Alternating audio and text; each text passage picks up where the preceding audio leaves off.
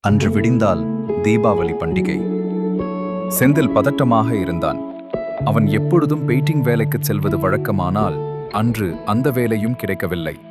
அதனால் அவனுக்கு தெரிந்த டெய்லர் கடையில் வழக்கம் போல் பேசிக்கொண்டே இருந்தான்.